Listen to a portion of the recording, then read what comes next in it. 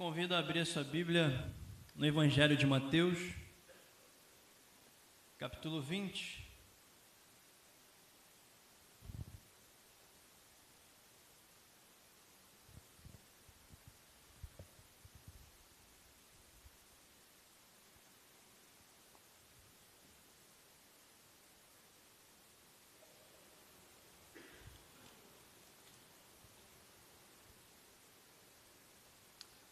Mateus capítulo 20.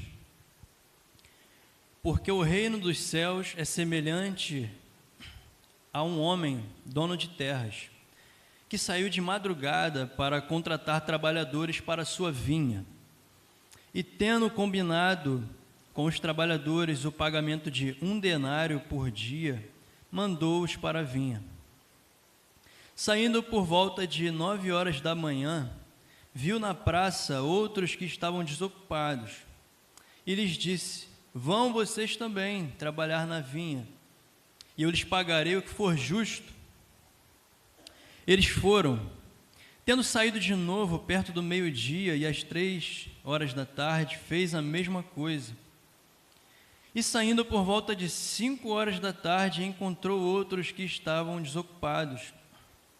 E lhes perguntou: por que vocês ficaram desocupados o dia todo? Eles responderam: porque ninguém nos contratou. Então ele lhes disse: vão vocês também trabalhar na vinha. Ao cair da tarde, o dono da vinha disse ao seu administrador: chame os trabalhadores e pague-lhes o salário, começando pelos últimos, indo até os primeiros. Chegando os que foram contratados às 5 da tarde, cada um deles recebeu 1 denário. Ao chegarem os primeiros, pensaram que receberiam mais, porém também receberam 1 denário cada um. Mas tendo recebido, começaram a murmurar contra o dono das terras, dizendo: estes últimos trabalharam apenas 1 hora, mas você os igualou a nós, que suportamos a fadiga e o calor do dia.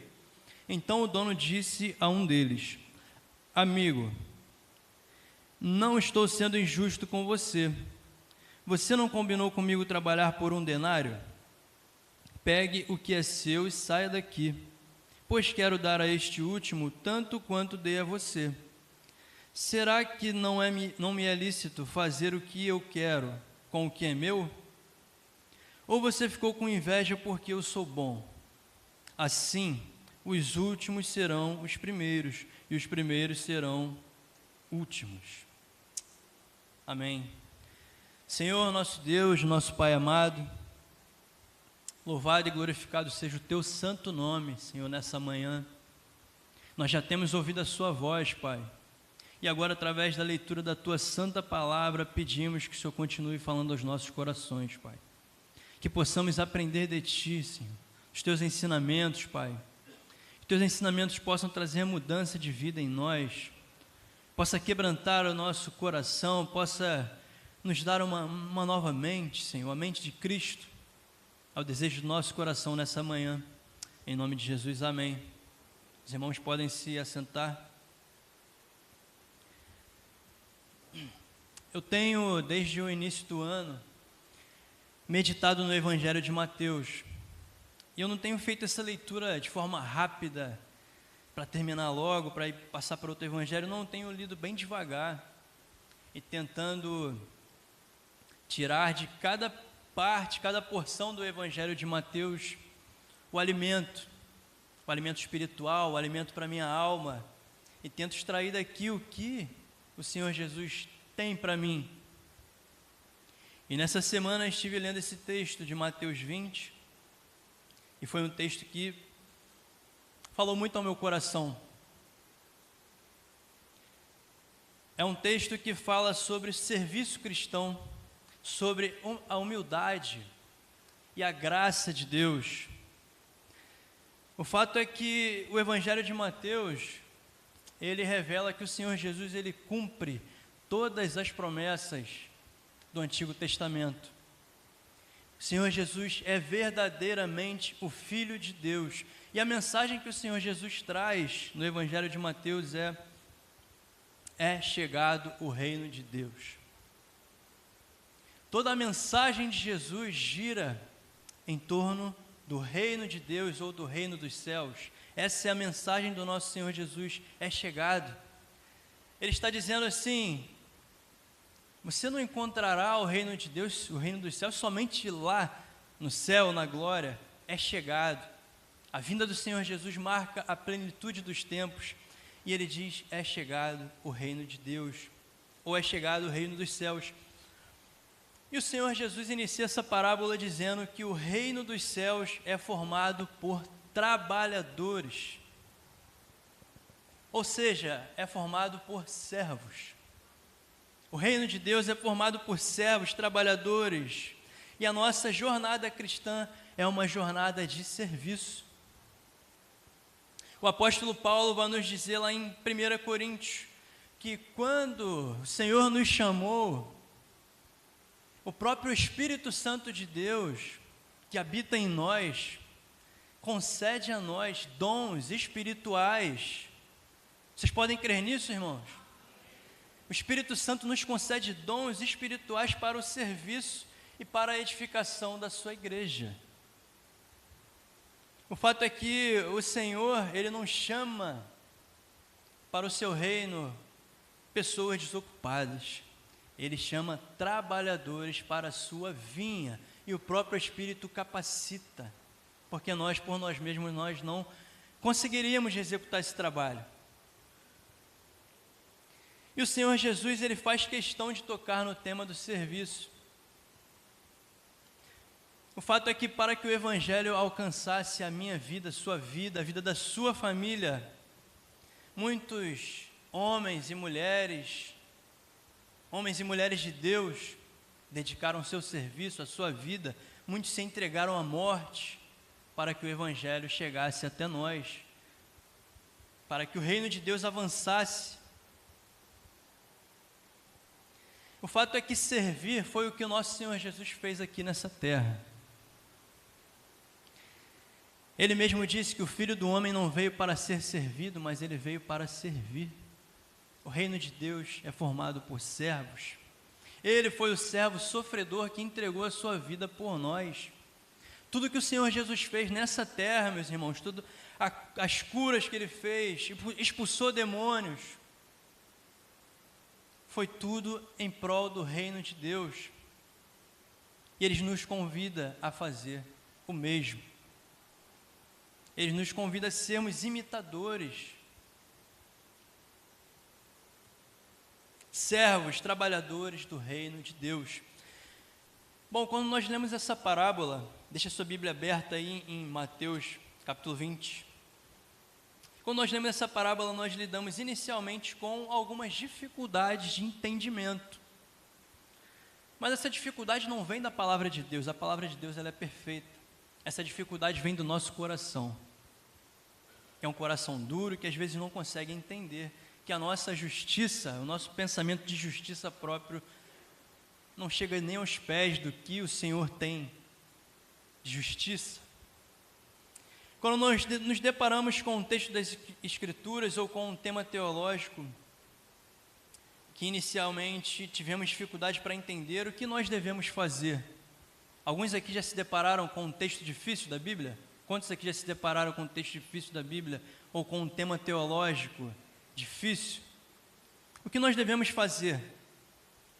Então nós pensamos, será que existe contradição?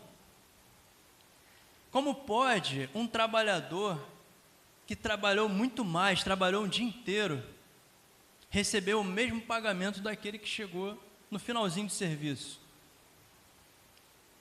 Ele recebe ali um denário. Um denário é uma moeda romana que continha o valor de um dia de trabalho, uma diária. Então imagina que você trabalhou o dia inteiro para receber a sua diária, e um outro trabalhador chegou já no finalzinho do dia, só para guardar as ferramentas ali, e ele recebe o mesmo denário que você recebeu. Será que isso é justo? Nós paramos para pensar. O fato é que nós precisamos entender que quando nos deparamos com uma aparente contradição nas Escrituras, nós devemos buscar a resposta ou a chave na própria Bíblia. A própria Bíblia, ela desvenda aquilo que o nosso coração está questionando. E a chave que desvenda essa parábola se encontra no finalzinho do capítulo anterior, Mateus 19, versículos 27 a 30.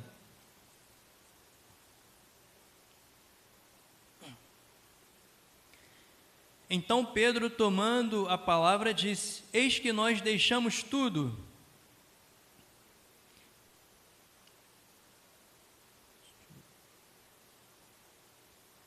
Versículo 28. Versículos 27 a 30, isso. Então Pedro, tomando a palavra, disse: Eis que nós deixamos tudo e seguimos o Senhor. Que será, pois, de nós? Jesus lhe respondeu: Em verdade lhes digo que, na regeneração, quando o Filho do Homem se assentar no trono da sua glória, vocês que me seguiram também se assentarão em 12 tronos, para julgar as 12 tribos de Israel. E todo aquele que tiver deixado casas, irmãos, irmãs, pai, mãe, filhos ou campos por causa do meu nome, receberá muitas vezes mais e herdará a vida eterna. Porém, muitos primeiros serão últimos e últimos serão primeiros. Pedro faz uma pergunta ao Senhor Jesus: nós deixamos tudo para te seguir. Que será, pois, de nós? Em seguida, o Senhor Jesus dá uma resposta notável, né? Uma palavra de encorajamento, um elogio, uma promessa especial. Mas o fato é que essa promessa e elogio revelou um orgulho judaico que habitava no coração de Pedro. No Evangelho de Mateus, o Senhor Jesus ele faz uma constante crítica quanto ao orgulho e à hipocrisia dos judeus. Eles acreditavam que eram exclusivos, eles eram os únicos merecedores do reino de Deus, por conta da sua raça, sua etnia e por serem descendentes de Abraão.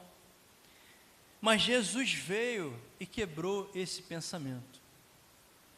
Ele confronta direto os fariseus, os escribas, e o Evangelho de Mateus faz questão de nos mostrar isso.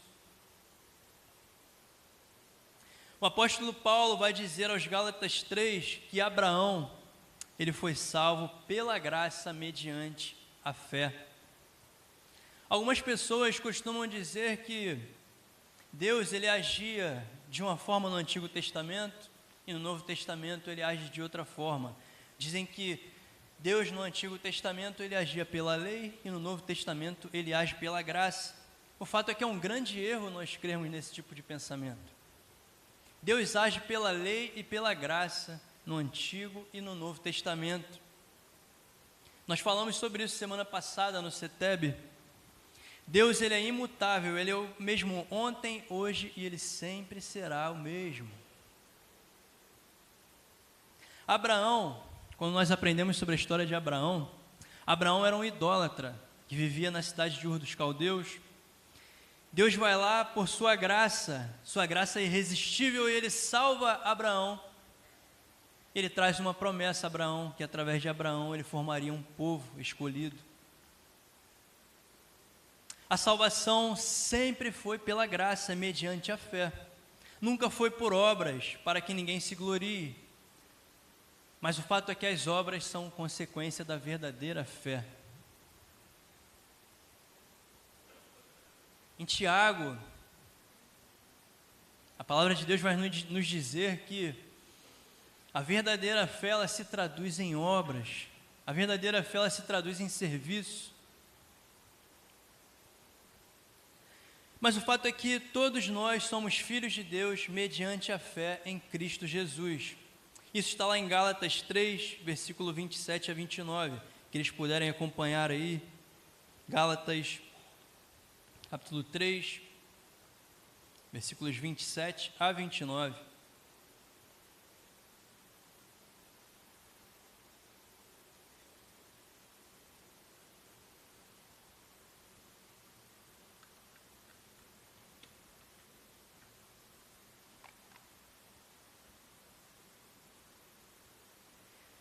Porque todos vocês foram batizados em Cristo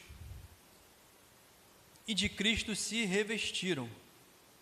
Sendo assim, não pode haver judeu nem grego, nem escravo nem liberto, nem homem nem mulher, porque todos vocês são um em Cristo Jesus. E se vocês são de Cristo, são também descendentes de Abraão e herdeiros segundo a promessa. Pedro, ele era um judeu raiz. E havia uma certa ignorância de Pedro e dos demais discípulos com relação ao plano de Deus e a salvação dos gentios. Não sei se todos sabem aqui o que são os gentios. Aqueles que participam da escola bíblica devem saber, né? Mas os gentios são aqueles que não são judeus ou que não participavam da religião judaica.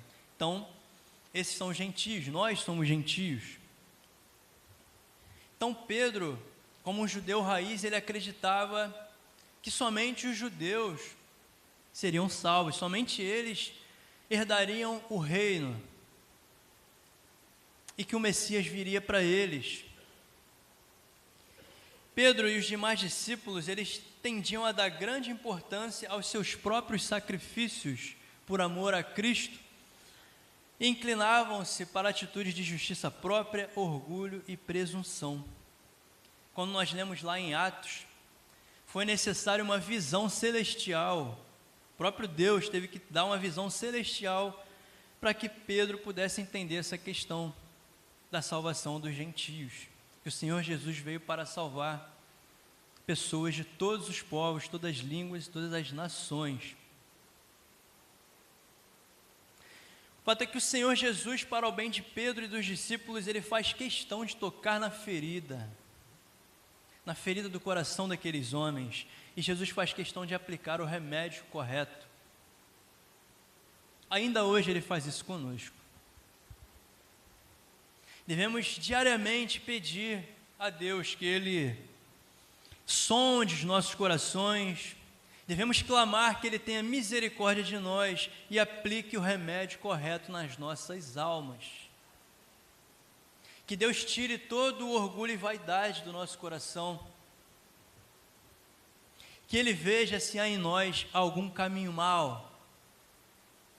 Nessa parábola, o Senhor Jesus ensina um novo caminho aos seus discípulos e nos ensina ainda hoje.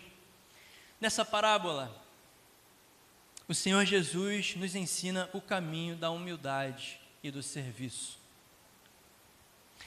Em poucas palavras aqui, o Senhor Jesus, ele refreou todo o orgulho crescente no coração dos seus discípulos e lhes ensinou sobre a humildade no serviço. Quando lemos uma parábola, meus irmãos, nós precisamos deixar questões secundárias de lado e precisamos nutrir a nossa alma tentando entender o objetivo principal, aquilo que o Senhor tem para nós naquilo ali, naquela parábola. Toda parábola tem um objetivo. Cada palavra do nosso Senhor Jesus tem um objetivo. E partindo desse contexto, gostaria de tirar duas lições preciosas contidas nessa parábola. A primeira, Deus, ele exerce uma graça livre, sobrenatural e incondicional quando chama o povo que vai professar o seu nome aqui na terra. Pela sua graça, ele convoca as famílias da terra para a comunhão na igreja. Se você está aqui hoje, foi porque o Senhor te convocou um dia. Ele te contratou para trabalhar na sua vinha. É o que a parábola diz. Ele fez isso e ele faz isso no seu tempo e na sua maneira. Ele mesmo escolhe como vai fazer e quando vai fazer. Como nós já ouvimos diversas vezes o pastor Melo falar aqui, eu não acordei um dia e disse, hoje eu vou ser crente. Nenhum de nós. O Senhor Jesus, ele foi até nós e nos contratou para a sua vinha, para sermos trabalhadores da sua vinha. E nós vemos isso no decorrer de toda a narrativa bíblica, Deus fazendo tudo no seu tempo. no seu propósito. Os filhos de Israel, nos primórdios da história, eles foram chamados e escolhidos para serem o povo de Deus. Milênios depois, muitos gentios foram chamados no tempo dos apóstolos. Hoje, nós temos sido alcançados pela graça salvadora do nosso Senhor Jesus Cristo. Ano passado, meus irmãos, o movimento missionário Portas Abertas, quantos aqui hoje já ouviram falar no movimento missionário Portas Abertas? O movimento missionário Portas Abertas disse que no Irã, mesmo em meio a perseguições, a guerras, o Irã tem vivido um dos maiores avivamentos cristãos do nosso tempo. Grande parte da população Irã tem abandonado o islamismo e tem se rendido aos pés de Cristo. Glória a Deus, meus irmãos. O Senhor ainda hoje tem chamado trabalhadores para a sua vinha. Não há como saber e nem como conter a graça soberana de Deus. Mas sabemos que nessa parábola o Senhor Jesus nos mostra que Ele tem o prazer de afastar o orgulho da sua igreja. Talvez em algum momento você já olhou para o país do Irã e disse que lá todo mundo é terrorista e que fazem coisas que não agradam a Deus e tudo, mas Deus tem feito um grande avivamento no Irã. Deus afasta o orgulho da sua igreja e Ele mostra que a graça dEle é soberana. Ele não nos dá, o Senhor não nos dá motivo para nos orgulharmos de nós mesmos. Ele nunca vai permitir que ramos mais antigos olhem com desdém para ramos mais novos. O Evangelho oferece perdão e paz a nós hoje, tanto quanto ofereceu ao apóstolo Paulo em sua época. Os iranianos convertidos hoje são tão plenamente admitidos no reino do céu quanto Abraão e os patriarcas que viveram há mais de 3.000 anos atrás. Não há nada que impeça eu e você, crentes em Jesus, de sermos, junto com os judeus crentes, co-herdeiros e participantes da promessa em Cristo. É o que diz lá em Efésios 3, no versículo 6, nós somos co-herdeiros e coparticipantes da promessa em Cristo. A parábola nos revela que o Senhor chama alguns às 5 horas da tarde. Alguns foram chamados à madrugada e outros às 5 horas da tarde. Chamados na madrugada. É o que a parábola diz. Eles se assentarão juntamente com Abraão, Isaque e Jacó no reino de Deus.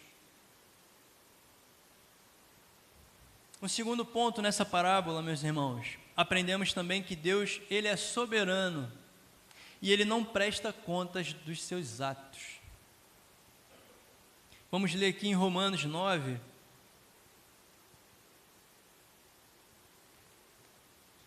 versículos 13 a 21.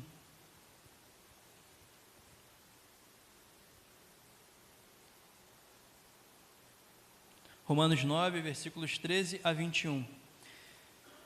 Como está escrito, amei Jacó, porém desprezei Esaú. Que diremos então? Que Deus é injusto? De modo nenhum. Pois ele diz a Moisés, terei misericórdia de quem eu tiver misericórdia, e terei compaixão de quem eu tiver compaixão. Assim, pois, isso não depende de quem quer ou de quem corre, mas de Deus, que tem sua misericórdia. Porque a Escritura diz a Faraó, Faraó, foi para isso mesmo que eu o levantei, para mostrar em você o meu poder e para que o meu nome seja anunciado em toda a terra. Logo, Deus tem misericórdia de quem quer e também endurece a quem Ele quer. Mas você vai me dizer: por que Deus ainda se queixa? Pois quem pode resistir à sua vontade? Mas quem é você, meu amigo, para discutir com Deus? Quem somos nós para discutir com Deus? Será que o objeto pode perguntar a quem o fez: por que você fez assim? Será que o oleiro não tem o direito sobre a massa, para do mesmo barro fazer um vaso para honra e outro para desonra? Quem é o vaso para questionar o oleiro? Quem somos nós para questionar Deus? Quem era Pedro para questionar Jesus com relação à salvação dos gentios? O fato é que Deus, ele tem misericórdia de quem lhe agrada ter misericórdia. E ele chama seus trabalhadores no tempo que ele deseja chamar. Nós vemos Timóteo, nós vemos em Timóteo ali um homem que é chamado ao arrependimento, é chamado à vinha do Senhor, e trabalha na vinha do Senhor por 40, 50 anos. E nas Escrituras também nós vemos um outro homem que é chamado às 5 horas da tarde, como um ladrão na cruz. Foi salvo ali, foi tirado como um tição, arrebatado do fogo. Um dia ele era um pecador impenitente, mas após um verdadeiro encontro com o Senhor Jesus Cristo, no dia seguinte, ele acorda no paraíso com o Senhor Jesus, com Abraão, com Isaac e Jacó. A misericórdia de Deus, a graça dele é insondável, meus irmãos. Ambos, Timóteo, o ladrão da cruz, todos nós aqui presentes nessa manhã, ambos lavados pelo sangue remidor de Cristo e co-herdeiros da glória celestial. Essa é a mensagem dessa palavra. Ambos somos justificados em Cristo e salvos pela graça. Irmãos, a graça de Deus, ela nos constrange, ela nos rebaixa, ela nos mostra o quão miseráveis nós somos. Nós somos pó, nós somos um barro na mão de um oleiro que teve misericórdia de nós. A graça de Deus, ela nos revela o ensino da humildade e do serviço. Ele nos chamou quando nós ainda éramos pecadores, quando éramos filhos da ira, quando nós éramos inimigos de Deus. Ainda assim Ele nos amou, Ele teve misericórdia de nós e Ele nos chamou. Ele nos vivificou quando nós estávamos mortos em nossos delitos e pecados. Ele nos deu vida.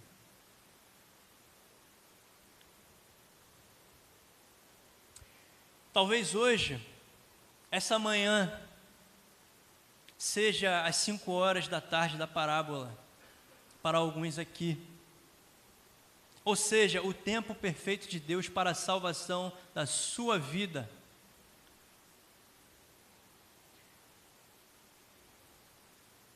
Hoje o Senhor está te chamando para ser um trabalhador na sua vinha. Hoje é o tempo aceitável do Senhor. Se derrame aos pés do Senhor nessa manhã, meu irmão. Faça dele o Senhor e Rei da sua vida. A graça de Deus, ela é melhor do que a própria vida. A graça de Deus deve nos levar a um estado de humildade, serviço e completa rendição aos pés do dono da vinha. Aos pés de Cristo, aquele que vive e reina eternamente. Essa é a mensagem de Deus nessa manhã, meus irmãos. Louvado seja o nome do Senhor. Fique de pé, vamos orar.